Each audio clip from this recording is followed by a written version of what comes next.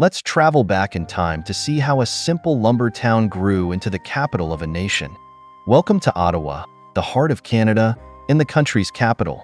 But wait, did you know that Ottawa wasn't always the political powerhouse it is today? In fact, it started off as something completely different. It's the early 1800s, and we're in a place known as Bytown. Yep, you heard that right, Bytown. Back then, this area was known more for its lumberjacks than lawmakers. But why Bytown, you ask? That's because it was founded by a British colonel named John By.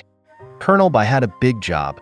He was tasked with building the Rideau Canal, a massive waterway to connect the Ottawa River with Lake Ontario.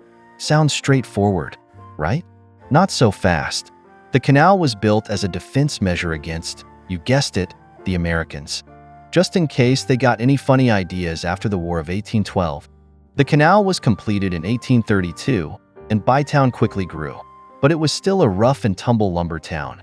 More sawdust than silk, if you know what I mean.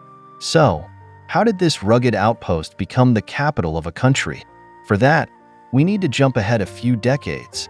By the 1850s, Bytown had a new name, Ottawa, but it still wasn't in the running to be Canada's capital. Back then, other cities like Montreal, Quebec City, and Toronto were the heavyweights, each vying for the crown. So why Ottawa? Enter Queen Victoria. In 1857, she had the impossible job of choosing Canada's capital. She needed a city that was both defensible and centrally located between English and French Canada. Montreal was too close to the US, Quebec City too far east, and Toronto, well, it was a bit too English. So the Queen chose Ottawa. And just like that, Ottawa went from a lumberjack's paradise to the political center of Canada.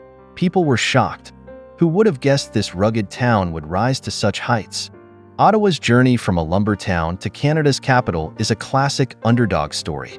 Today, it's not just a political hub but also a cultural one, with beautiful parks, museums, and a thriving tech industry. So next time you visit Ottawa, remember, you're walking through history in a city that started with humble roots and grew to be the capital of a nation. Who knows what other surprises it holds? Stay curious, and thanks for watching.